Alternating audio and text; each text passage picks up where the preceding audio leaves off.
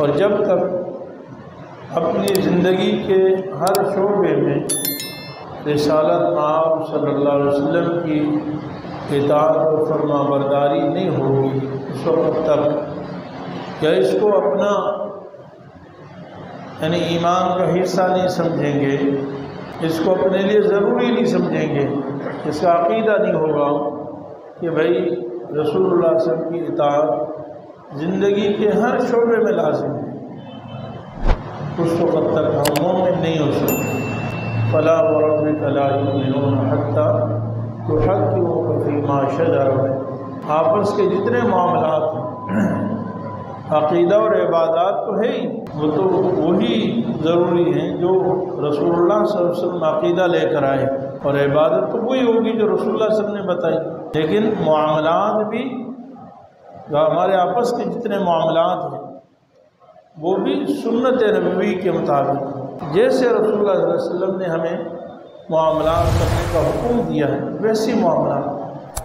کاروبار ہے، کرایہ داری کا نظام ہے، ملازمت ہے، اجرت ہے، مزدوری ہے وغیرہ، معاشرت بھی وہی ہو جو رسول اللہ صلی اللہ علیہ وسلم، اور ہمارے اخلاق بھی وہی ہوں جو رسول اللہ صلی اللہ علیہ وسلم نے ہمیں سکھائے۔ اخلاق دل کی کیفیت کا نام ہے، یعنی عاجزی ہو، ایثار، قربانی، ہمدردی، محبت ہو دوسرے کے ساتھ، اور تکبر نہ ہو، حسد نہ ہو، بغض نہ ہو، تعصب نہ ہو، نفرت نہ ہو، یہ اخلاق ہے۔ اور ہماری سیاسی زندگی، آپس میں فیصلوں کی زندگی، جس کو سیاست و حکومت کہتے ہیں، قضاء یعنی ہماری عدالت، ہماری پولیس کا نظام، فوج کا نظام، رینجرز کا نظام، سارے کے سارے سنت کے مطابق، شریعت کے مطابق، ہر جگہ قرآن کریم کی بالادستی ہو اور رسول اللہ صلی اللہ علیہ وسلم کی سنت پہ اتباع ہو، تب ہم قابل مومن بن سکتے ہیں۔ ہماری غلط فہمی یہ ہے کہ ہم سمجھتے ہیں کہ شاید رسول اللہ صلی اللہ علیہ وسلم کی سنت کا تعلق صرف نماز سے ہے اور صرف عبادات سے ہے، بس زکوٰۃ، روزہ، حج، اس میں جی ہم ہر قدم پر پوچھتے ہیں کہ سنت کیا ہے۔ ہمارا دین کامل اور مکمل ہے، اس میں 24 گھنٹے کی زندگی شریعت کے مطابق کرنا اور اس کے مطابق عمل کرنا ضروری ہے۔ اللہ رب العالمین نے ہمیں اتباع سنت کا حکم بھی دیا ہے اور قسم بھی کھائی ہے کہ اس کے بغیر مومن نہیں ہو سکتے جب تک ایک انسان اپنے اوپر اتباع سنت کو لازم نہ سمجھے، ضروری نہ سمجھے، اپنی کامیابی اس میں نہ سمجھے، مومن نہیں ہو سکتا۔ پھر تو آپ صلی اللہ علیہ وسلم کو اپنا پیشوا نہیں سمجھتا ہے، یا وہ یہ سمجھتا ہے کہ آپ صلی اللہ علیہ وسلم صرف عبادت کے لیے نبی ہیں، معاملات کے لیے نبی نہیں ہیں، معاشرت کے لیے نبی کوئی اور ہونا چاہیے، پھر اخلاق کے لیے کوئی اور نبی ہوگا۔ میرے عزیز بھائیوں، آپ صلی اللہ علیہ وسلم کے اندر عبادت سے ہٹ کر دوسری جو زندگی ہے نا، نجی زندگی،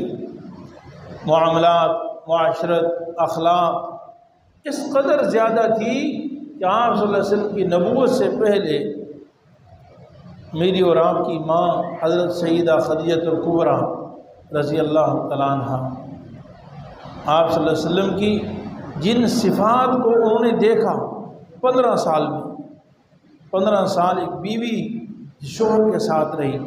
کیونکہ بیوی سے زیادہ قریب شوہر کی زندگی کو جاننے والا کوئی نہیں ہوتا۔ آپ صلی اللہ علیہ وسلم کی جو صفات دیکھی وہ عبادات کی نہیں تھی، وہ عام جو نجی زندگی ہے، جو معاملات لوگوں کے ساتھ، غریبوں کے ساتھ، یتیموں کے ساتھ، معذوروں کے ساتھ،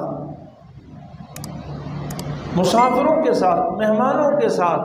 پڑوسیوں کے ساتھ آپ کے تعلقات کیسے، اس سے متاثر ہوئی اور فرمایا کہ جس شخص کی ایسی زندگی ہو وہ کبھی ناکام نہیں ہو سکتا۔ تو میرے عزیز بھائیوں، یہ کامل اور مکمل دین ہے اور ہمیں اس بات پر فخر ہے